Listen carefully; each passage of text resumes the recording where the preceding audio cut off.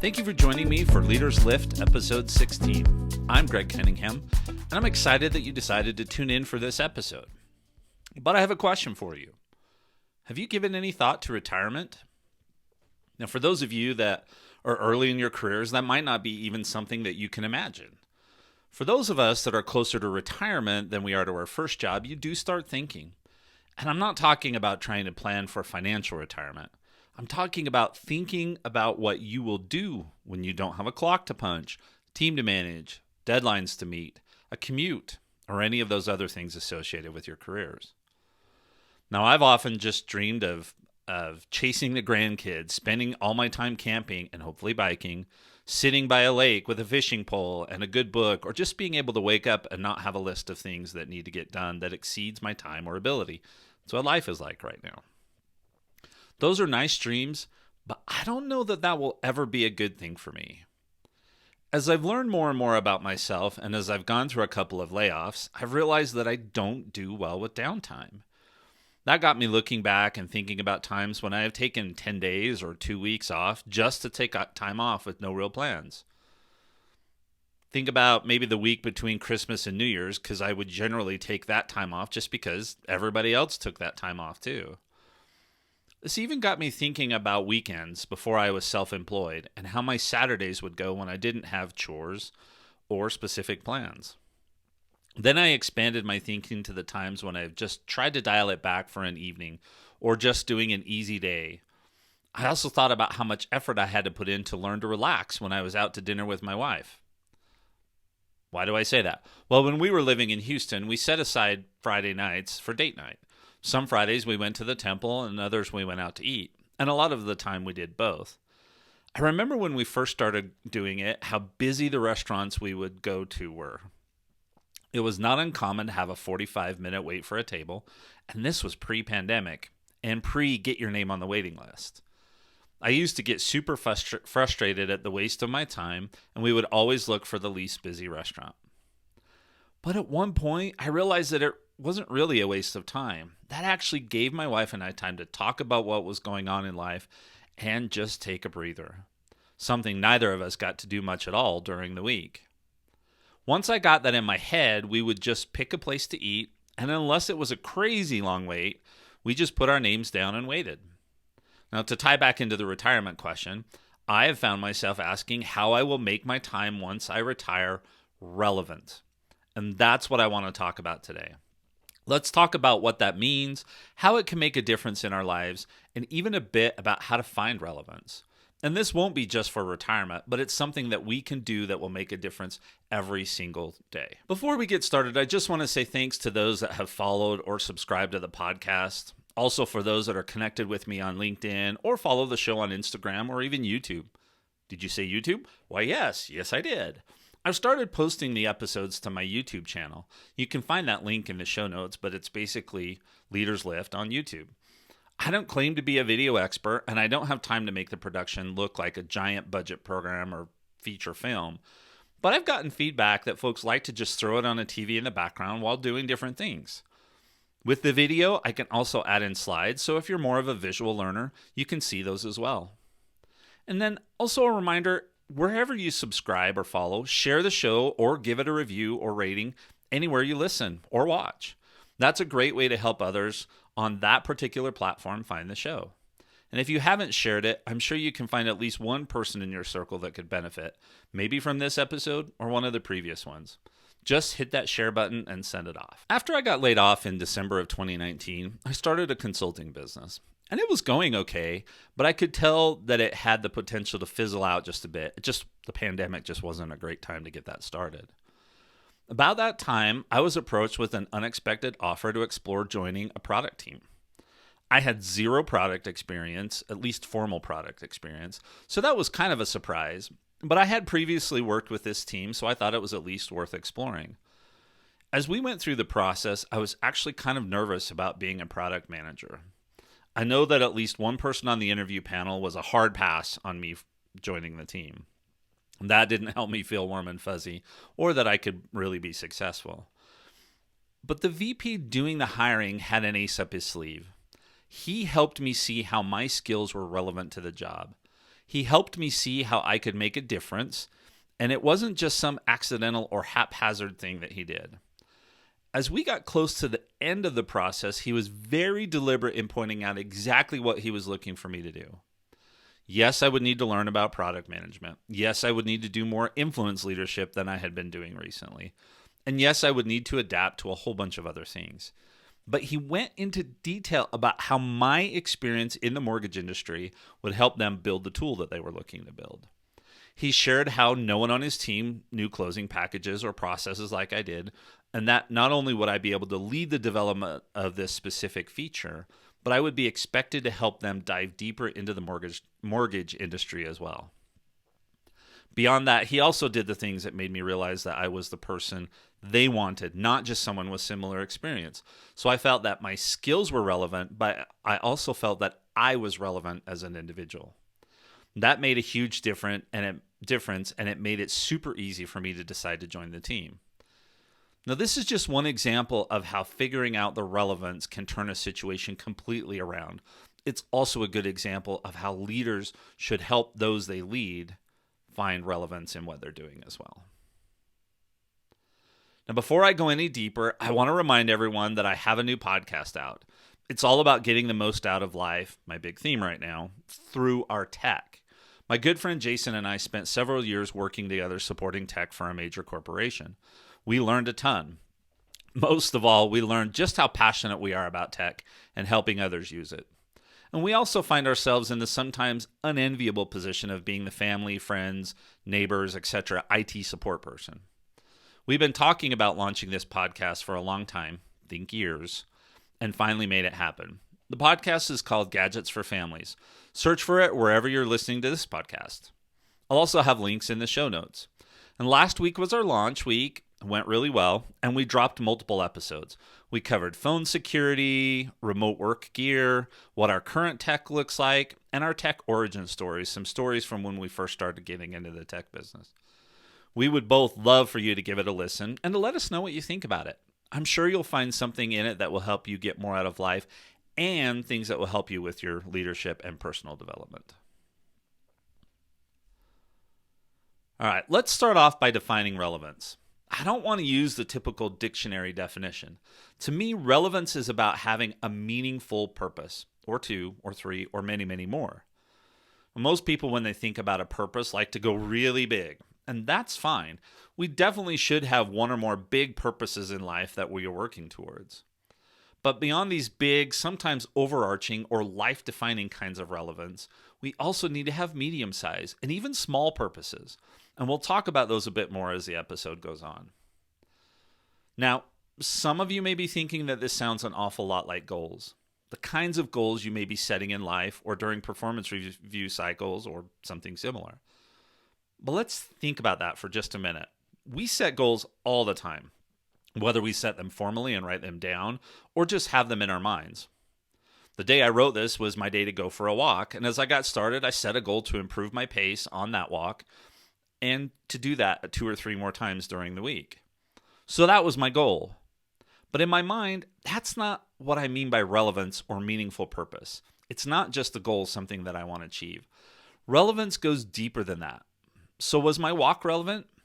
Actually, yes. But we need to dig just a bit. Why do I walk? Well, I walk to dial it back for a bit, to get in some exercise, and to hopefully maintain, if not lose, some weight. I also walk because it's a chance to get out of my house, very important when you work from home, and I either listen to a podcast or some music. Did you find the relevance in that? For me, my walk had relevance because its purpose was to improve my mental and physical health and to give me an opportunity to learn through a podcast or relax through music while I was doing it. Now my walk has meaning. Now it's relevant. Does that make sense? If it doesn't now, I hope it will before we're done today.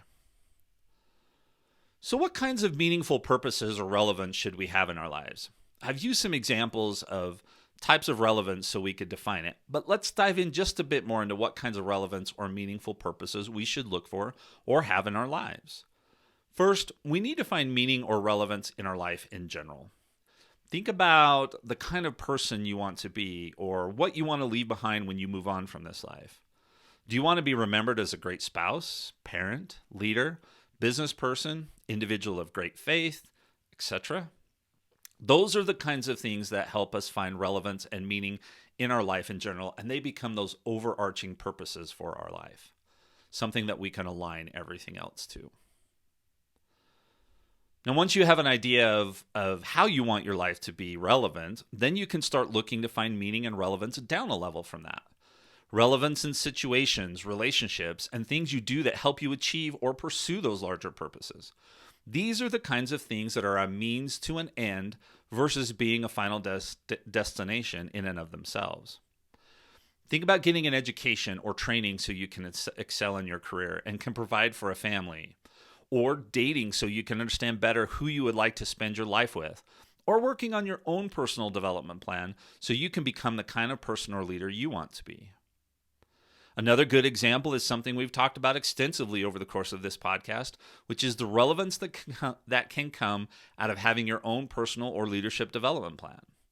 Having a plan like this can help give relevance to assignments, tasks, learning opportunities, studies, etc. These help us move from to-do list to something more meaningful. So again, these are means to an end, not the end in and of themselves. We don't get an education just to get an education, or at least most of us don't. We get an education for some higher purpose. I hope that makes sense. Now, after these first two types of relevance, we now get into things that maybe get a bit harder to find relevance in. These are the things that need to be done whether we want to or whether we enjoy them or not. Daily routines, small assignments, tasks, etc. Think balancing the checkbook, approving time cards, shopping for groceries, those kinds of things. While the first two types we talked about can get very deep and complicated, these are much simpler. And I'm not advocating that you spend hours seeking to find deep meaning and purpose in going out for bread and milk. But when it comes to motivation and prioritization, it's good to have an idea of the meaning behind some of these things, even if it's super simple. Grocery shopping is an easy example. If I don't go grocery shopping, even though I really don't enjoy it, especially with the prices the way they are today, then I'm going to end up eating out. And that means I'll blow my monthly budget and I won't eat as healthy. So the relevance in grocery shopping gets a little bit deeper meaning when you think about staying within your budget and health goals. Now, I'd also suggest that you think about finding relevance in interactions each day, especially when it comes to key relationships. It may not seem like sending a text to check on a friend is a big deal, but it might be very relevant to them. Who knows what kind of a day they are having? And a simple 2-minute action on your part can build and strengthen relationships, and that is very relevant and helps us get towards those overarching purposes that we have. And then as a last type of relevance, I want to talk about professions, careers, or whatever we do to provide for ourselves and our families. I've had multiple times during my career when I felt like what I was doing didn't make a difference, that it didn't have relevance. And during those times, I had to dig pretty deep to understand why I kept trying to push through.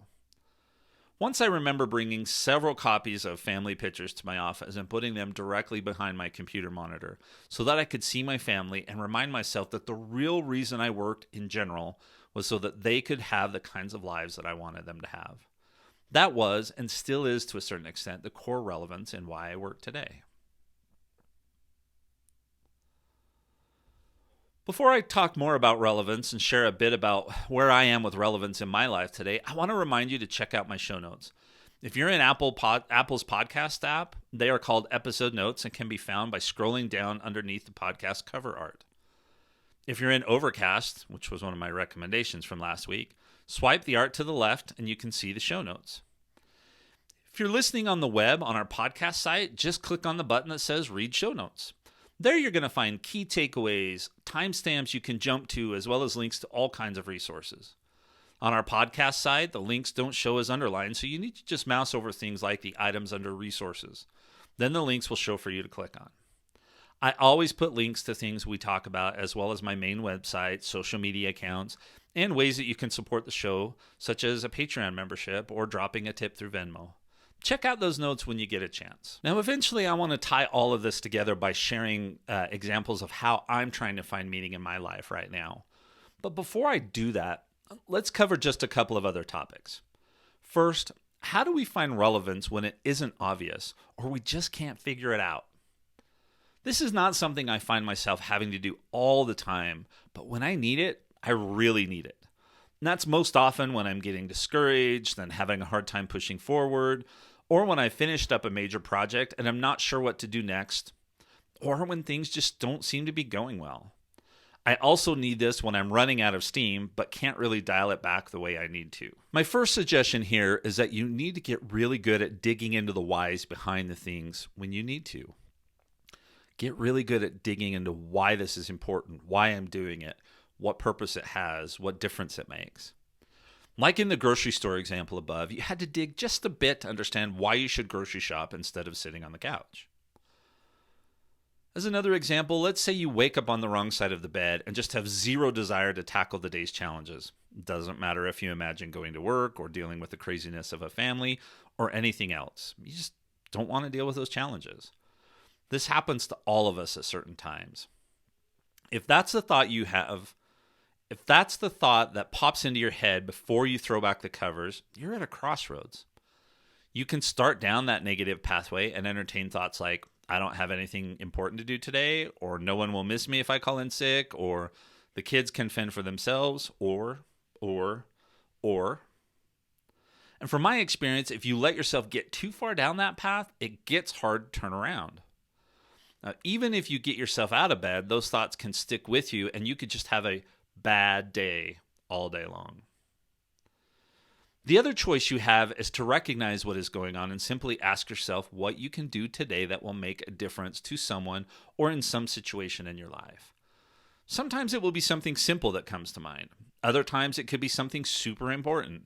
And if you draw a blank, then you need to dig a little deeper. Start by thinking about the most important situation or relationship in your life at that moment. Is there something you'll do today that will improve them? You might think of the paper your daughter has due that she asked if you would review. Or you may remember that one colleague that's been asking for your help on an assignment. Or you may think of something that you can do that day to dial it back. Taking a walk because the sun is finally out after a long cold winter.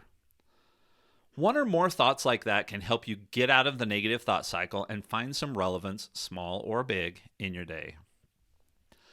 I may have already shared this story, so apologies if you've heard it, but when I was managing the call center, the first and third of the month were just rough days. Call volume shot through the roof, and we never had enough staff to manage them. That meant our staff got burned out, customers were frustrated, and it was just an overall tough set of days. At one point, some of the agents were complaining about the customers that called in every third of the month to check on their deposit. They would question why they had to call in, or something similar, and I knew that if they kept it up, it was just going to make things worse. I had to sit down and talk them through why those folks were calling in every month. The folks calling in were the ones that were wanting to make sure that their Social Security deposits were in the bank. Now, our staff were mostly young kids that had no idea what that meant, so we had to explain to them that most of those calling in only got that one deposit a month, that it wasn't just money in the bank, but it was another month of living for them. They could buy groceries, pay rent, etc. We had to help our staff find the real reason that they needed to answer that phone call. Now, I'd like to say that after that there were zero complaints, but we know that's not the case. But things did get better, or at least the staff had a better understanding of the real reason we needed them to answer calls on those key days of the month. And that's a good example of something we all as leaders need to know how to do, and that's how to help others find relevance in what they're doing or even in their lives.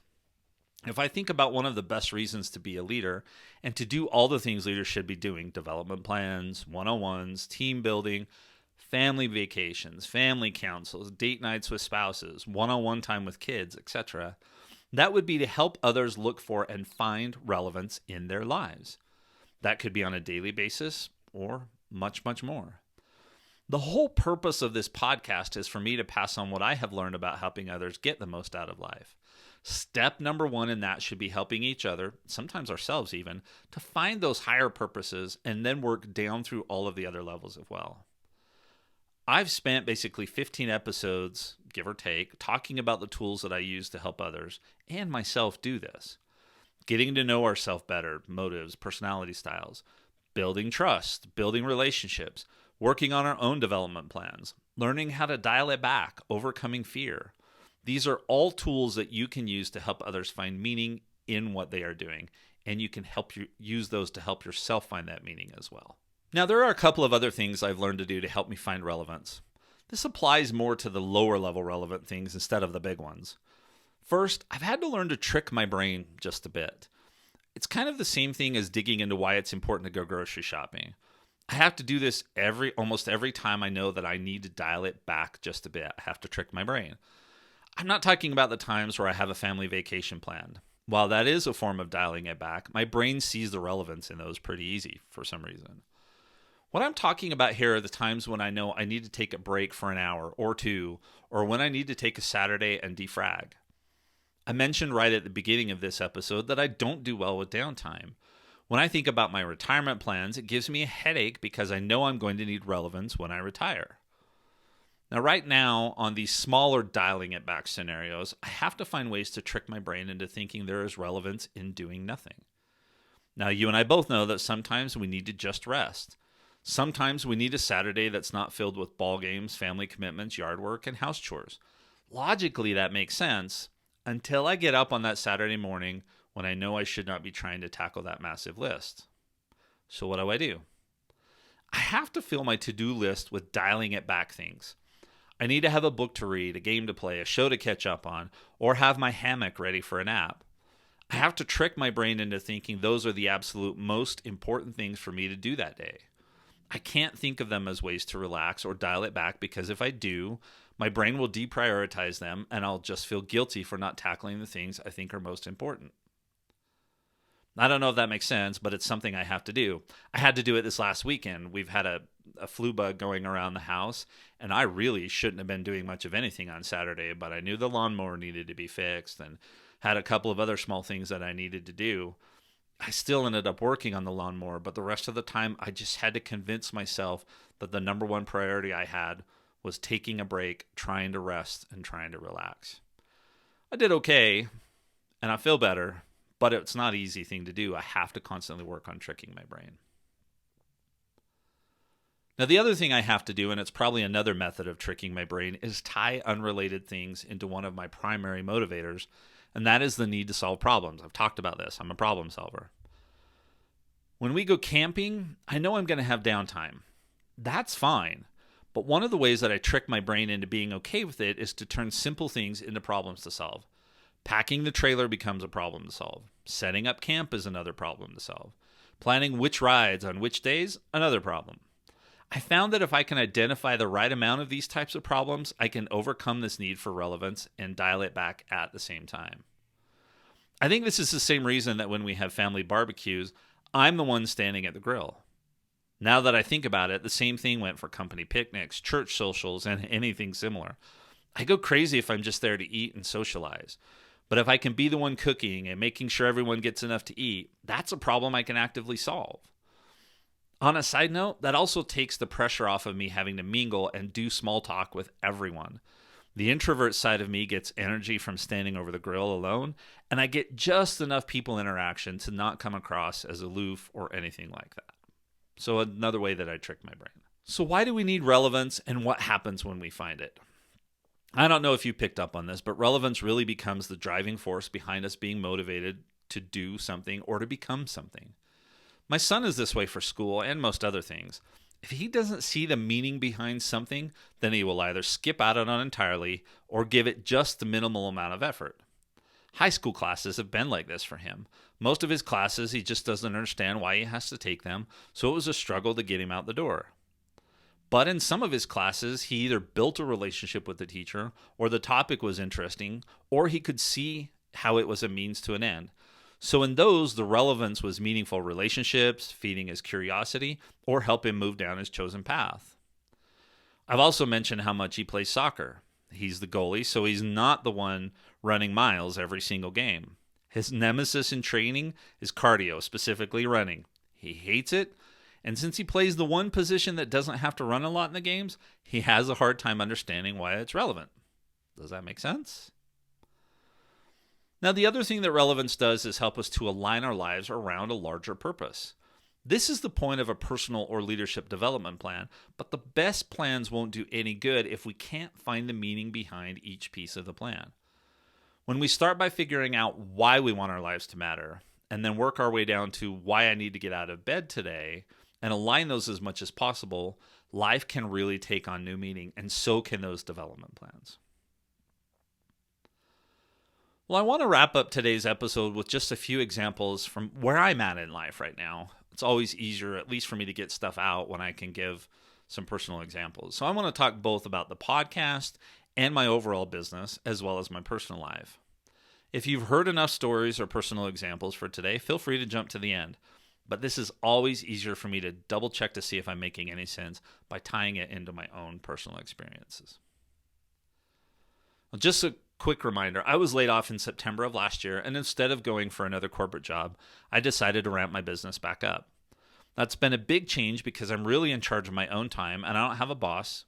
Don't tell my wife that I said that, and if she's listening, just ignore this part or forget it.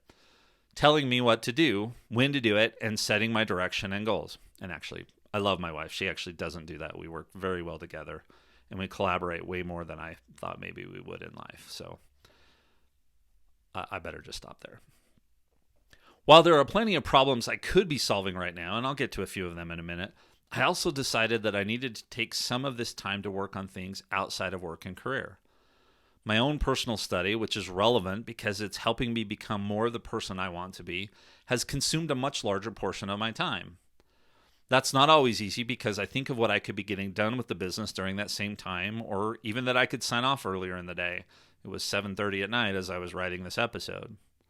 But every time I think about that, I have to go back to why my personal daily study is relevant and remind myself that I will have a greater impact, that study will have a greater impact on the kind of person I become than anything I could do professionally during that same time. I also have my grandkids living with me right now. I've got the dual role of grandpa and dad because their dad is not here with them. I won't go too deep into this as I just put out a blog post on my website about it. But I've had to work through why me being an active part of their life is so relevant.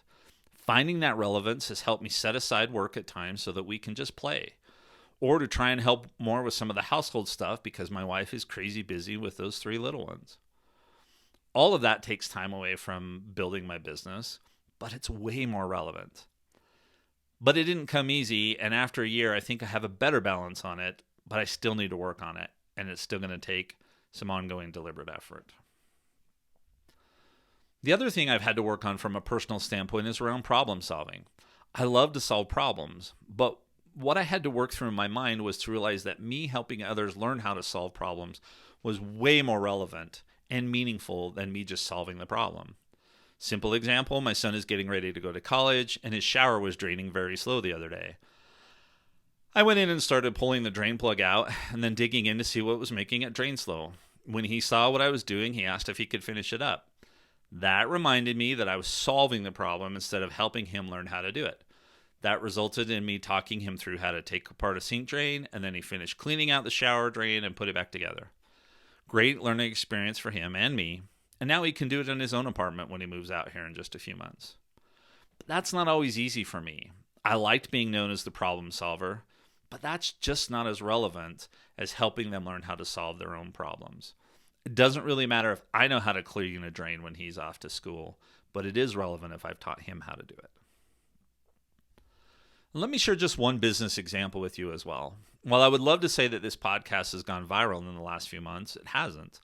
There are a lot of days when I look at how much time I've spent putting an episode together and then look at the downloads and wonder if it was really worth it. The problem is that if I go down that path, I'm actually solving the wrong equation. What I have started doing is looking at everything I'm putting into these episodes and finding the relevance that goes beyond downloads or memberships. Here are a few of the things that I found. This has helped me get my leadership toolkit documented, and what I mean by that are all the different techniques and skills that you use to be a leader. Like a lot of you, I have tons of tools and techniques I can use in various leadership positions, but I've never had them documented. This is helping me do that. Another benefit is all the stories that I'm remembering. I've shared a lot of them in episodes, but it's only a very small portion. I've started documenting those stories as well. For me, that has been an amazing creative process, and I hope to do something super special with them More on that in the future.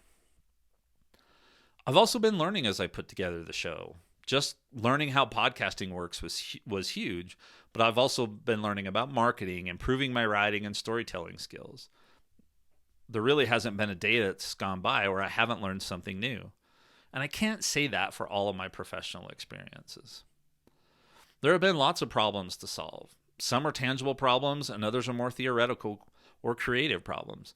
That means I haven't been just sitting around idle. And then maybe the last piece of relevance is that I feel like my professional and personal lives are more aligned to make a difference in the world and with others. If I hadn't done this, I probably would have taken the first decent corporate leadership job I found.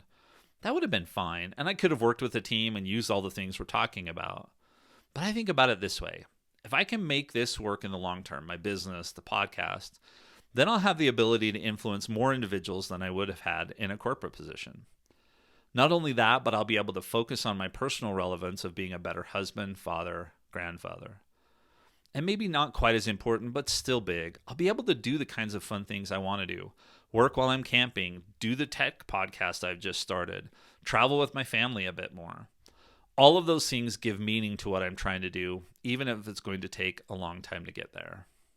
So those are just a few of my examples. I hope that they give you some ideas of how to find relevance in your life.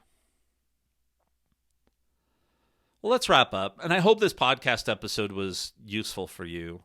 I've been thinking about relevance as a topic for a few weeks now, and this just seemed like the right time to dive into it. I'll probably have to go back at some point in the future and talk about more practical things around measuring relevance, especially if you're in a corporate leadership position. If you're interested in that, let me know, and I can get that planned for an upcoming episode. For takeaways from this episode, I would encourage you to really dive deep on the highest level of meaning or relevance in your life. What really gives your life meaning? And then work your way down. Get good at finding relevance even in the day-to-day routine things.